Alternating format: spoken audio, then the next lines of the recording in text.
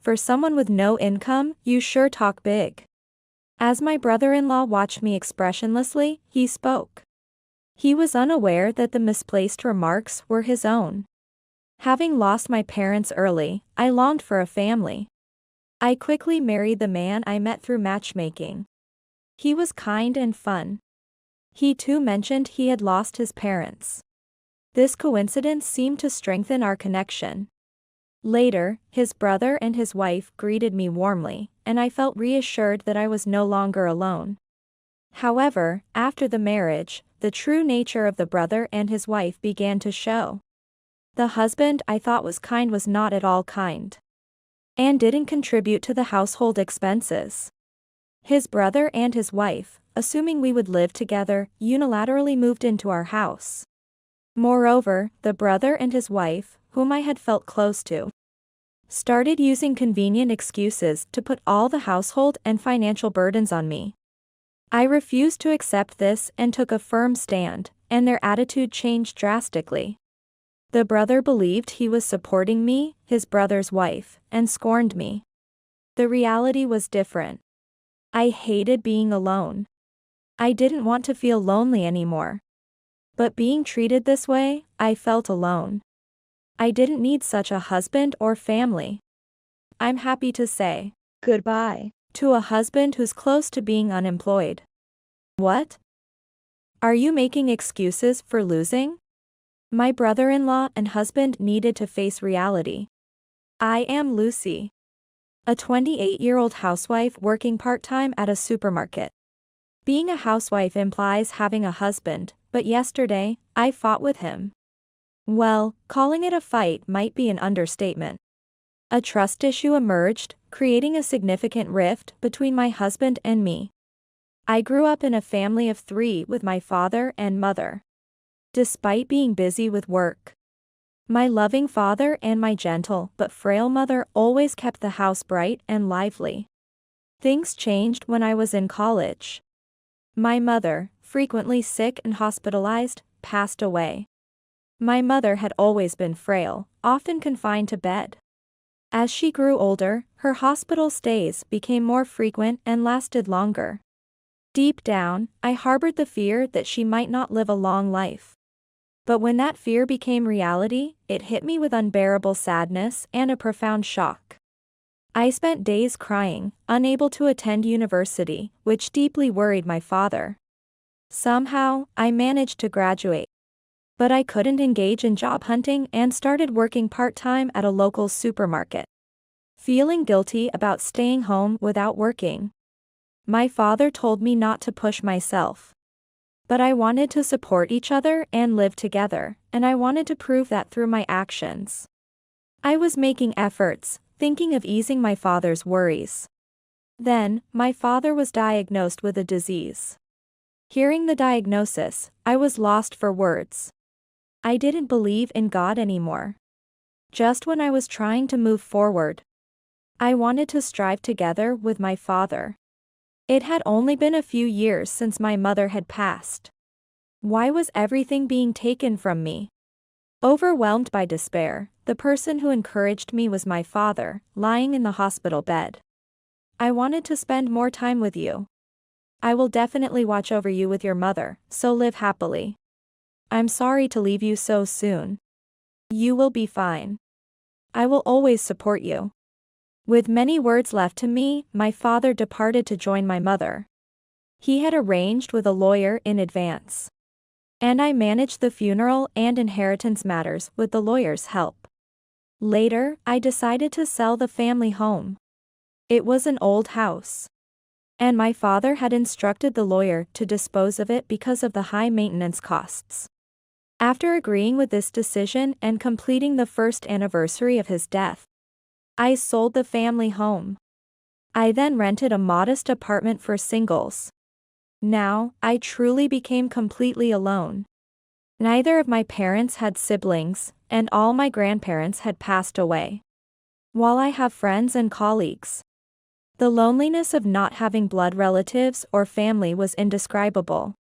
Wanting to address this loneliness, I noticed a matchmaking party poster in a building I visited and immediately signed up. I vaguely wanted a family, partly because I was utterly alone. If I had a family, I wouldn't feel alone. I also wanted to be part of a couple like my parents, who were very close and tenderly supportive of each other. I aspired to be like that. That's where I met Aaron. Aaron, 4 years older than me, introduced himself and told me he worked at an IT company. We exchanged contact details after a cheerful conversation, and we started dating. Since we met at a matchmaking event, both of us had marriage in mind from the start, allowing us to discuss various topics early on. When I mentioned that my parents had passed away, Aaron shared his experience too. Aaron's parents had also passed away during his high school and college years. And now his brother and his wife were his only family. His brother was well settled in a sales job. This commonality seemed to strengthen our connection. A while after we started dating, I met his brother and his wife and greeted them. Nice to meet you. I'm Sean, Aaron's brother. I'm his wife, Gina. Nice to meet you. Watching my cheerful brother-in-law, who clearly had a knack for sales, speak on a wide range of topics, I understood why when I learned his wife was also bright and worked in customer service. By that time, Aaron and I intended to marry, so we shared the news with them. We hadn't decided when yet, but his words, "It's nice to have a family grow," made me want to register our marriage immediately. The fact that I was going to have a family made me ecstatic. On our 1-year anniversary of dating, we registered our marriage. And we became family. I have a family now. I was no longer alone. The joy was so overwhelming. However, after moving in with Aaron, I started noticing more and more strange things. After we married, I moved into the old 2-room apartment where Aaron had been living. We decided to save money first before looking for a larger house. Since my home appliances were relatively newer, I brought them along. Before the marriage, we had agreed to split the rent and living expenses evenly to keep things simple. I paid half the rent to Aaron, and it continued to be withdrawn from Aaron's account as before. Aaron was supposed to give me half the living expenses to manage from my account. I created a family cash card for my account and gave it to Aaron. He could transfer money himself and withdraw it in emergencies. We were managing it together. We set the living expenses so we could save a little. If we saved on expenses, our savings would increase.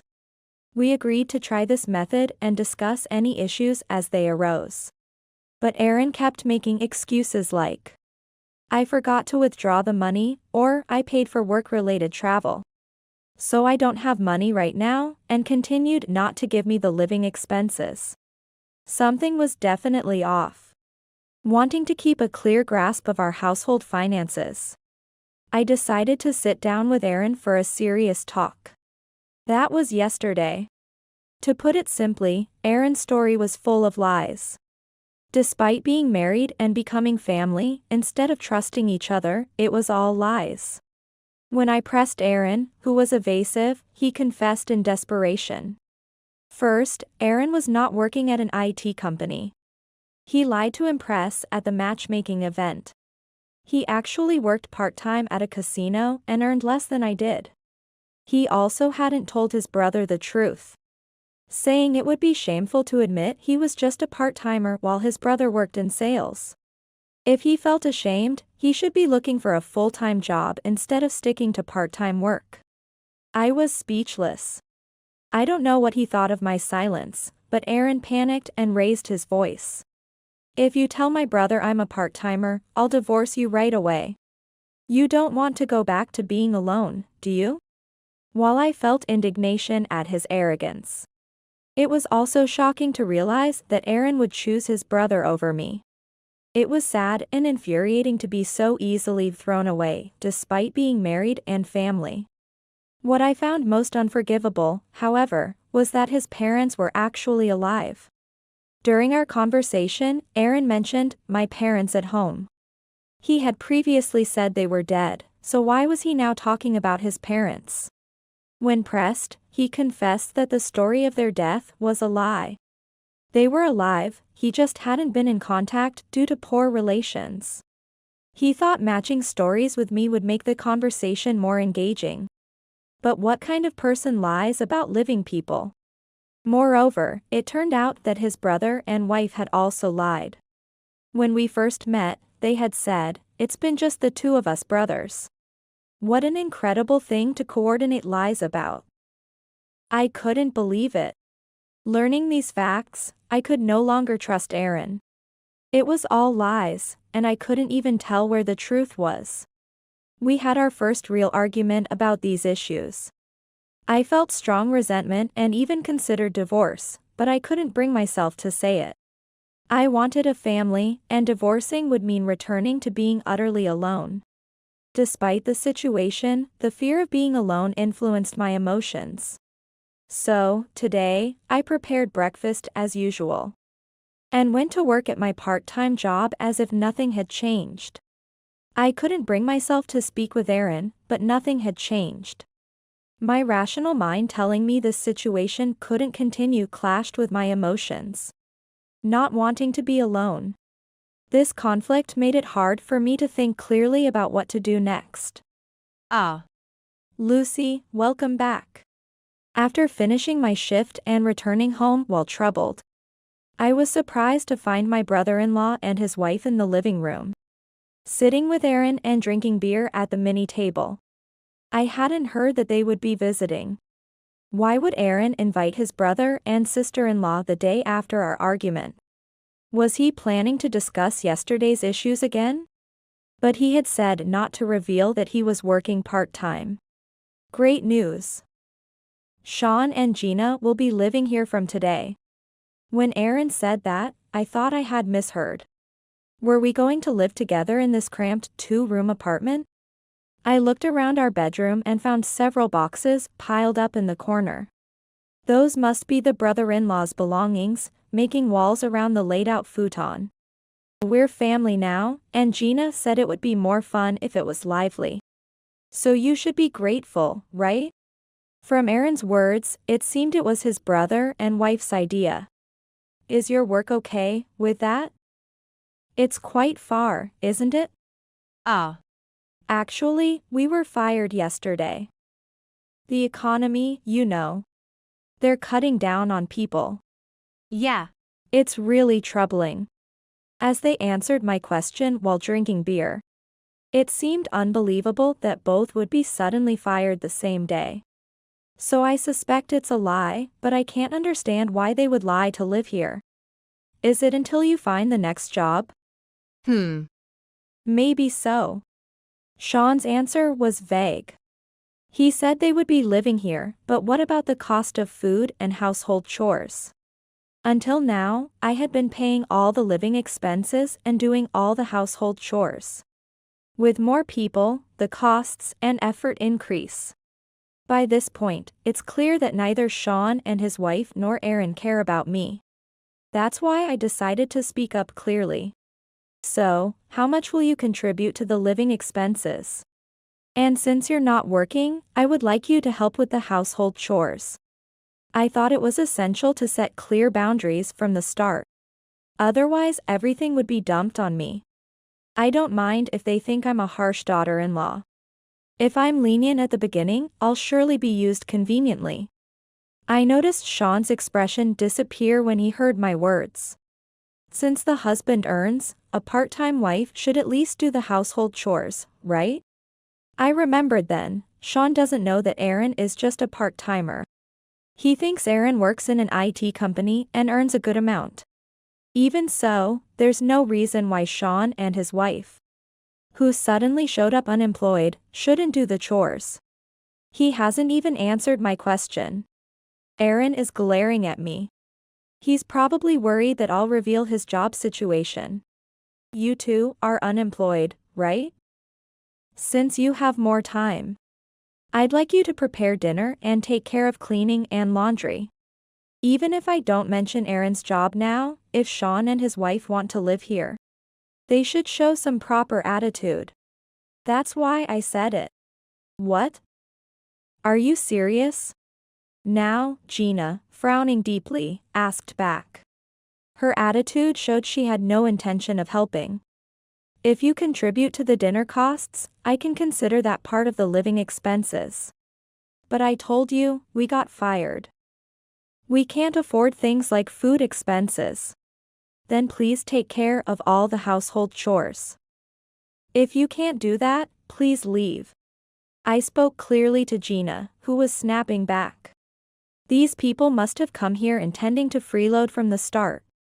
They think Aaron earns a lot and relies on him, but in reality, we are living on my income.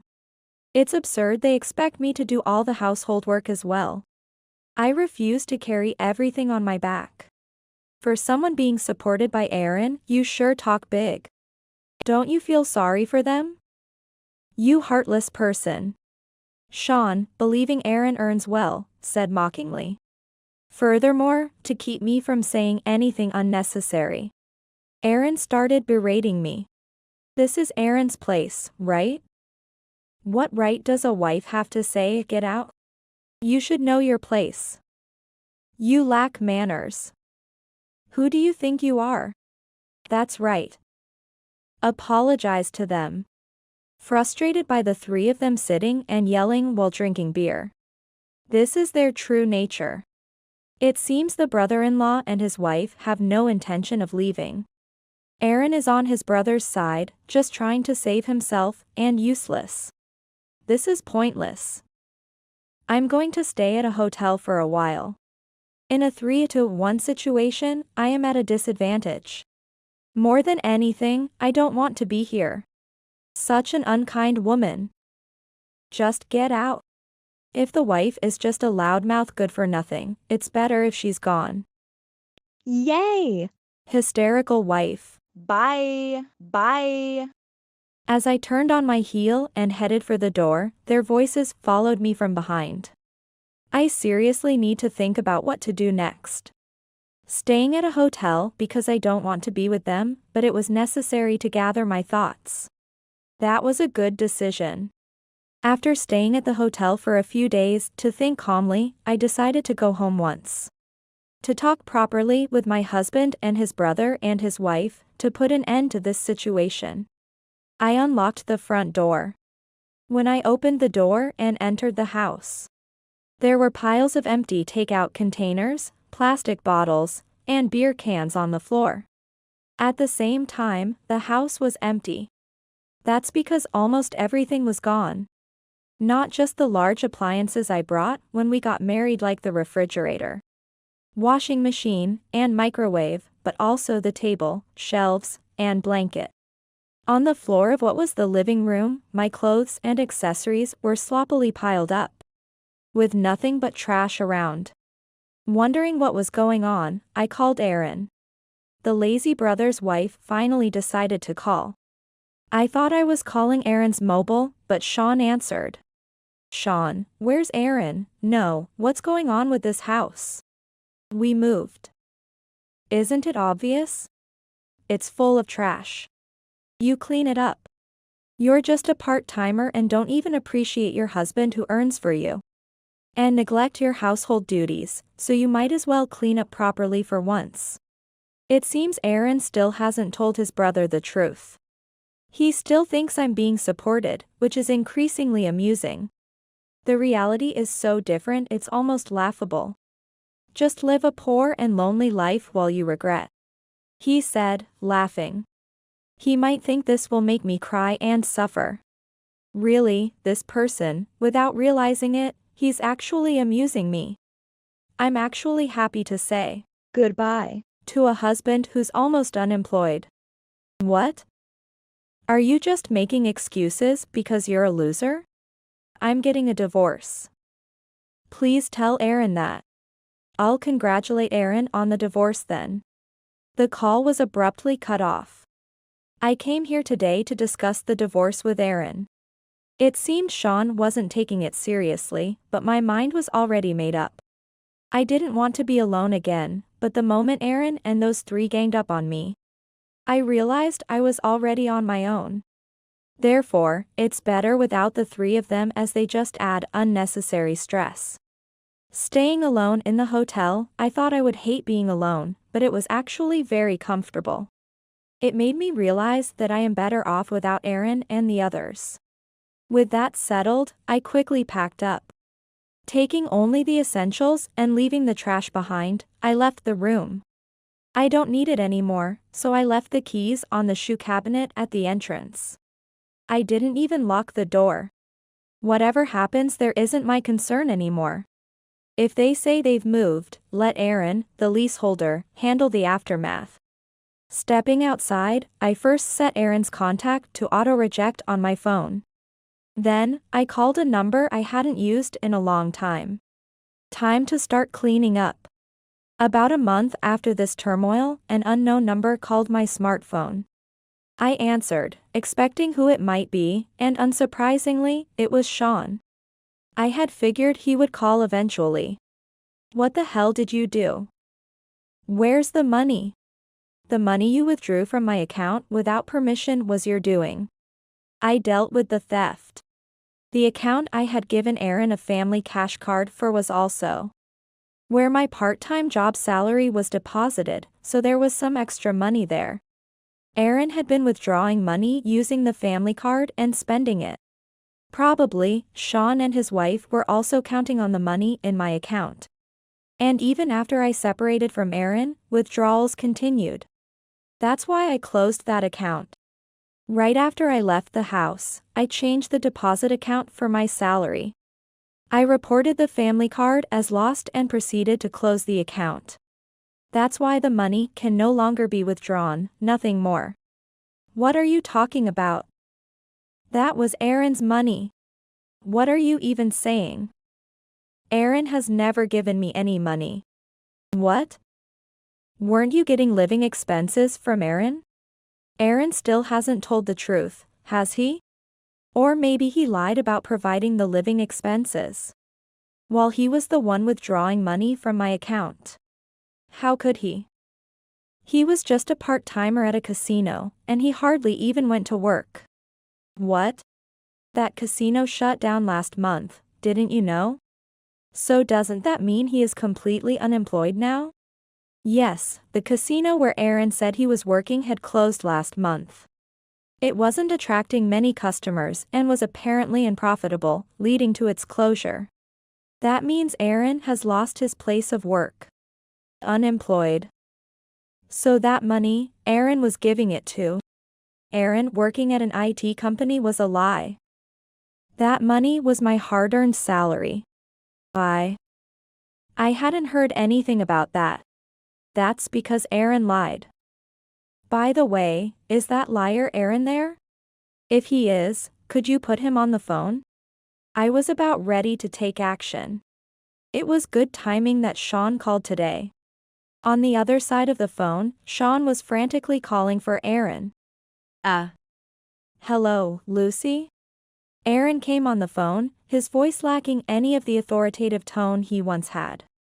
I'll just state the purpose of this call succinctly. Wait, what happened to the account? I'm divorcing you. I want to meet once to discuss this and have you sign the divorce papers. Write down the place and time I'm about to tell you. You'll need to meet me there. I didn't listen to Aaron's words, just conveyed what needed to be said. Even if you don't come to this discussion, or if you show an uncooperative attitude, I'll initiate a divorce through legal action. You wouldn't want to be sued, would you? A lawsuit. Threatening a lawsuit wasn't really practical, but Aaron isn't knowledgeable about the law. So I figured scaring him would be effective. A lawyer will be present on the day, so make sure you come. Thank you. I ended the call without waiting for Aaron's response. I immediately set that number to auto-reject as well, and took a deep breath. Just one more step to go. The meeting place I told Aaron was a hotel lounge. It's usually not crowded and has a calm atmosphere, perfect for discussions. Aaron arrived on time as promised. Apparently, the threat of a lawsuit made him come. However, he brought Sean and Gina with him. That's fine. I expected as much. I also brought a lawyer, the same one who helped me when my father passed away. He's skilled in divorce and inheritance law, and I had asked him to handle this case. We settled at a reserved lounge seat, and I quickly laid out the divorce papers on the table. My part was already filled out and stamped. First, write this now. What I wanted most was the signed divorce papers. We could take time with the rest, but I wanted the divorce to happen immediately. I wanted to sever ties with Aaron and his family as soon as possible. Aaron looked over hesitantly, but when he saw I wasn't saying anything, he started writing as if resigned. The lawyer was watching, so there should be no errors. Sean sat back and watched next to Aaron but didn't seem inclined to intervene in the divorce. Please remain silent forever. I collected the signed divorce papers and carefully put them in my bag. I'll submit them right after this. I will demand alimony from Aaron for never having given him any money during our marriage. For the broken trust due to his lies, and for the mental distress they caused me. Don't be ridiculous. You're just greedy because you're in need of money. Sean snapped at my statement. I was disappointed that he couldn't keep silent, but no matter what he said, my feelings wouldn't change. I'm not in need of money. As if you could say that with your meager part-time salary. I have real estate assets, actually. What? I didn't know about that. Aaron reacted to the word real estate. Because I didn't tell you. What do you mean? You own a land? I inherited it when my father passed away. My father owned several properties that generated rental income. As his only daughter, I naturally inherited them, and actually, I earn more from them than I do from my part-time job. Keeping silent about it is underhanded. Yeah. That's right, I want a division of property. Give me half of that land. I was honestly surprised Aaron knew about division of property. But unfortunately for him, his claim wouldn't hold. I glanced at the lawyer sitting next to me, who nodded slightly before speaking. In a divorce, the division of property applies to assets acquired during the marriage. Inherited property is considered separate and not subject to division.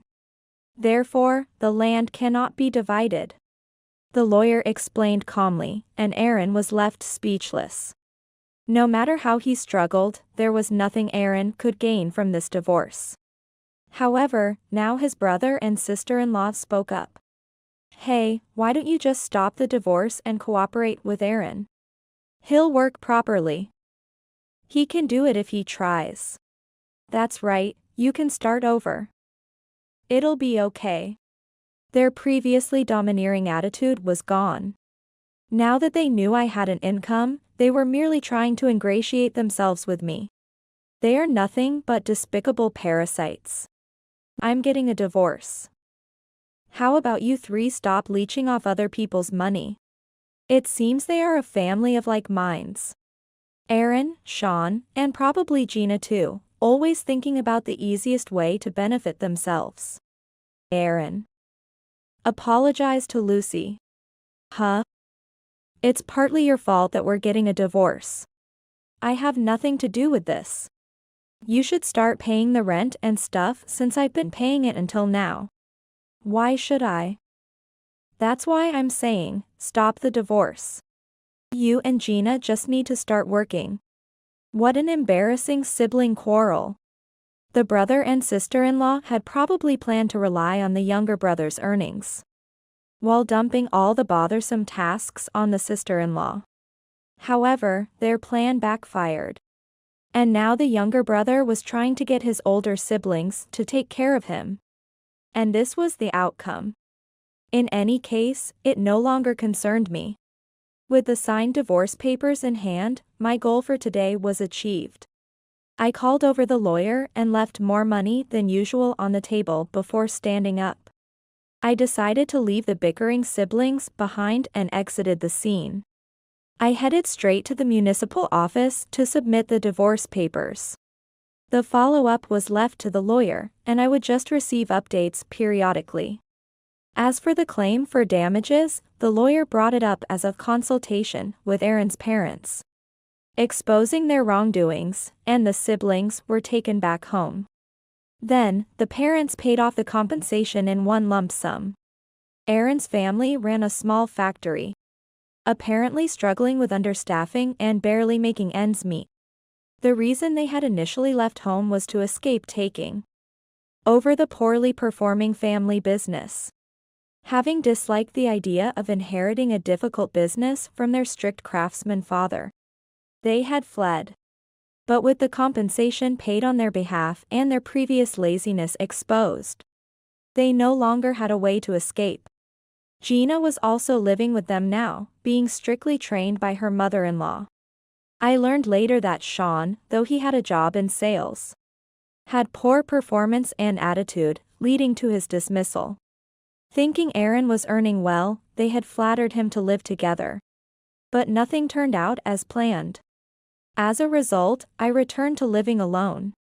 But I realized that being alone isn't necessarily bad, and I've come to appreciate the peace it brings. Moreover, I found hobbies and activities I enjoy and interacted with people at work, which kept me quite busy.